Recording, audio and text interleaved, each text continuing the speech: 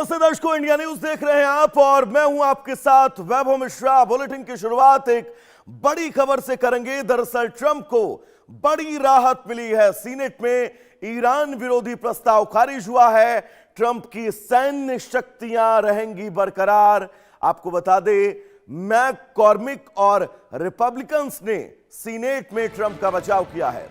Party line से अलग हटे फेटरमैन ट्रंप के पक्ष में उन्होंने वोट दिया है। तो ईरान पर अमेरिकी सैन्य एक्शन का रास्ता बिल्कुल साफ हो चुका है और इस बात का डर जरूर था। तो समय की अंतर्राष्ट्रीय राजनीति के सबसे बड़ी और अहम खबर आपके सामने हम ब्रेक कर रहे हैं। अमेरिका के वॉशिंगटन से खबर, जहां पर अमेरिकी संसद के ऊपरी सदन यानी सीनेट में डोनाल्ड ट्रंप की सैन्य शक्तियों और ईरान पर जारी सैन्य अभियानों को रोकने के लिए लाया गया वॉर्स पावर्स प्रस्ताव खारिज हो गया। इस तरह ट्रंप पहले से ज्यादा शक्तिशाली होकर अब निकले हैं। ऐसे में सवाल है कि क्या ट्रंप ईरान पर हिरोशिमा और नागासाकी वाला खेल खेलेंगे? मध्य पूर्व में गहराते तनाव और सैन्य टकराव के बीच विपक्षी डेमोक्रेटिक पार्टी ने ट्रंप प्रशासन के सैन्य विशेषाधिकारियों पर लगाम कसने के लिए अहम प्रस्ताव पेश किया था, लेकिन सीनेट में हुए कड़े मुकाबले और देर रात तक चली वोटिंग के बाद यह प्रस्ताव गिर गया, जिससे डोनाल्ड ट्रंप को बहुत बड़ी राजनीतिक और रणनीतिक सफलता मिली है। इस प्रस्ताव का मकसद राष्ट्रपति ट्रंप को संसद यानी कांग्रेस की पूर्व मंजूरी के बिना ईरान के खिलाफ किसी युद्ध में सीधे सैन्य कार्रवाई रोकना था। हालांकि वोटिंग के दौरान रिपब्लिकन सांसदों ने एकजुटता दिखाते हुए ट्रंप का समर्थन किया। विशेष रूप से पेंसिल्वेनिया के सेनेटर डेव मैककॉर्मिक और उनके सहयोगियों ने ट्रंप के विशेषाधिकार पर सीमाएं लगाने के इस कदम का कड़ा विरोध किया। उन्होंने तर्क दिया इन तमाम बातों को लेकर। हमारे साथ कर्नल टीबी त्यागी जुड़े हुए हैं, डिफेंस एक्सपर्ट हैं। टीबी साहब, बहुत स्वागत है आपका इंडिया न्यूज पर। धन्यवाद। डोनाल्ड ट्रंप, जिनके हाथ कुछ हद तक ये लग रहा था और हमारा बात भी कर रहे थे इस विषय में कि बंधे हुए हैं, लेकिन अब फिलहाल खुल गए हैं। आगे क्या होगा, क्या लग रहा है आपको? देखिए, अगर ये प्रस्ताव गिर भी जाता, प्रस्ताव क्या था?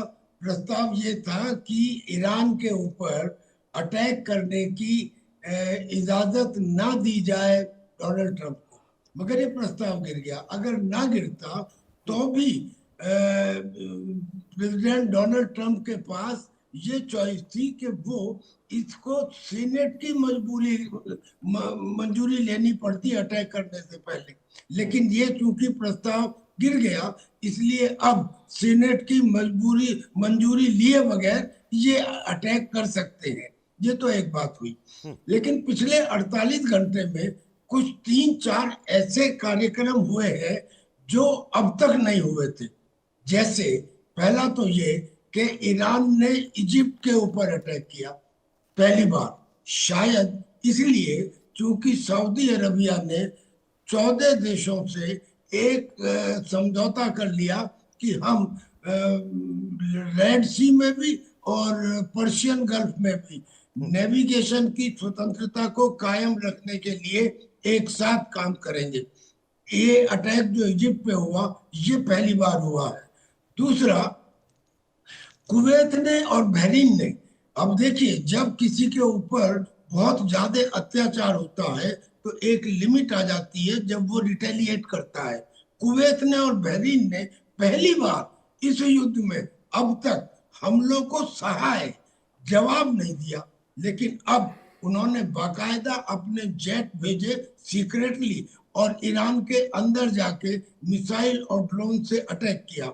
और मजे की बात ये कि इसका यूनाइटेड अरब एमिरेट्स ने, जो पहले ही ओपेक से बाहर हो चुका है, उसने एयर सपोर्ट दी और उसने इंटेलिजेंस भी दी यूएई ने।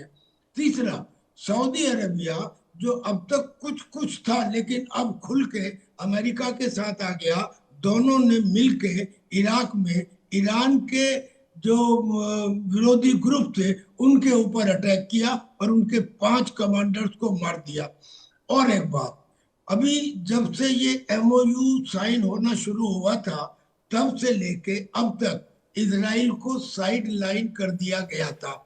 लेकिन अब जो रेलिवेंट पॉइंट है, जिसकी वजह जो जो प्रस्ताव गिरा है अमेरिका में, उसका सबसे ज्यादा इफेक्ट इस बात के ऊपर होगा कि नाउ इजराइल एंड अमेरिका, वो बोथ ये कोशिश कर रहे हैं और वो प्लान कर रहे हैं एक बड़ा अटैक करने की ईरान के ऊपर। अब ये बड़ा अटैक किस फॉर्म में होगा, किस रूप में होगा, इसके त्यागी ऊपर साहब, हमारे कार्रवाई साथ चल मल्लिका रही है। पांडे जी भी जुड़ी हुई हैं, विदेश मामलों की जानकार हैं।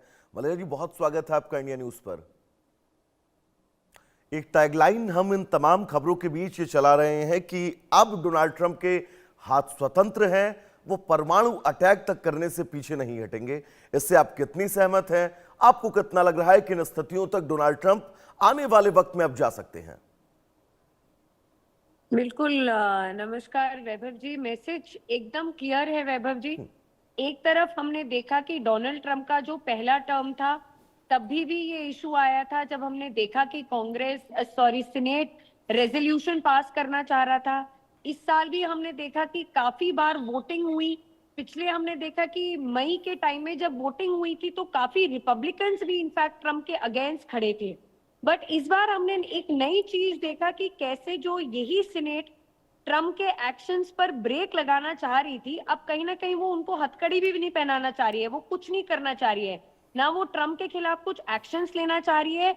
ये वही सीनेट है जो बार बार ट्रम्प को ज्ञान दे रही थी और याद दिला रही थी कि उनके पास वो कमांडर इन चीफ जरूर है, वो सीईओ जरूर है, बट उनको अपने बोर्ड की, अपने कांग्रेस की परमिशन जरूर चाहिए किसी भी वॉर में फुल फ्लेजेड अटैक करने के लिए। तो कहीं ना कहीं बदलते हुए बयान अब हम देख रहे हैं सीनेट के भी। कहीं ना कहीं वो रिपब्लिकन्स जो पहले ट्रम्प के अगेंस्ट खड़े थे, वो अब ट्रम्प के पीछे रैली होते हुए नजर आ रहे हैं। कल हमने देखा कि इस वोटिंग में सिर्फ एक ही रिपब्लिकन एब्सेंट रहे हैं जिनका वोट नहीं पड़ा है, बाकी सब रिपब्लिकन्स ने हमने देखा कि फुल फ्लेजेड ट्रम्प को सपोर्ट कर रहे हैं, क्योंकि मिड टर्म इलेक्शन भी सर पर है वैभव जी। तो कहीं ना कहीं ये लोग फैक्शंस में डिवाइडेड नहीं दिख सकते मिड टर्म इलेक्शंस के दौरान। तो ट्रम्प देखिए एक बहुत ही इसमें विजेता के तौर पर नजर उठते हुए आ रहे हैं कि जिनको पहले सीनेट अपोज कर रही थी, कांग्रेस अपोज कर रही थी, कैटेगराइज कर रही थी कि वॉर इलीगल है, कहीं ना कहीं अब उनके वो किसी भी एक्शन में ब्रेक नहीं मार रही है। और अब ये ट्रम्प को पता चल चुका है कि अब मेरे पास वो पावर्स हैं कि जहां पर मैं कुछ भी कर सकता हूं, अब मैं माई वे या हाईवे कर सकता हूं। और ये उनको इसी चीज का एक गारंटी अब सीनेट ने कहीं ना कहीं दे दिया इस वोटिंग के माध्यम से। तो वो तो मैंने कहा ये मानकर चला जाए कि अब ये जो करेंगे। हाँ, नवंबर में डोनाल्ड ट्रंप के सामने जो चुनौतियां, मुश्किलें आने वाली थी, उन मुश्किलों से भी लगभग वो निकल ही चुके हैं, ये परिणाम ऐसा बता रहा है। बिल्कुल वैभव जी, ये परिणाम बिल्कुल ऐसा बता रहे हैं। और उनके खिलाफ जो एक कहीं ना कहीं हमने देखा कि सेकंड फेज में एक जो वोटिंग आउट हुई थी, जहां तीन रिपब्लिकन्स ने उनको आउट राइटली कहीं ना कहीं सपोर्ट नहीं किया था, कहीं ना कहीं कॉल आउट किया था। अब इस बार हमने वोटिंग देखी तो एकदम मार्जिन्स काफी क्लोज थे, बट कहीं ना कहीं हमने देखा कि रिपब्लिकन्स उनके पीछे रैली कर चुके हैं। जो रिपब्लिकन्स चिल्ला रहे थे, उनको पता है कि मिड टर्म इलेक्शंस में वो ट्रम्प के पीछे नहीं खड़े होंगे तो दिक्कतें बढ़ जाएंगी। और जैसे जैसे हम वॉर आगे बढ़ते हुए देख रहे हैं, वॉर वाइड स्प्रेड होती जा रही है। हमने देखा कि इजिप्ट को ड्रैग कर दिया गया है, हमने देखा सऊदी अरेबिया अब एक्टिवली सपोर्ट कर रहा है अमेरिका को। पीट हेगसेथ बार बार पैसे मांगे जा रहे हैं, अभी बिलियंस ऑफ डॉलर्स फिर से मांगे उन्होंने सीनेट से।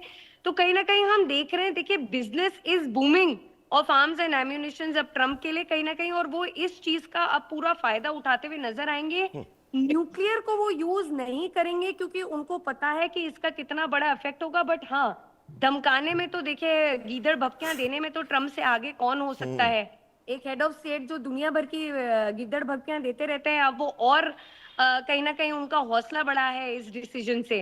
तो हम देखेंगे कि अब टाइम एंड अगेन जियोपॉलिटिकल फिर से शिफ्ट होते हुए नजर आ रहे हैं वैभव जी। अब और डोनाल्ड ट्रंप का एक बड़ा अच्छा नाम भी आपने दिया है। मैं अगले सवाल पर आपसे वो नाम भी पूछूंगा क्योंकि मेरे दिमाग में उस वक्त नाम नहीं आ रहा है।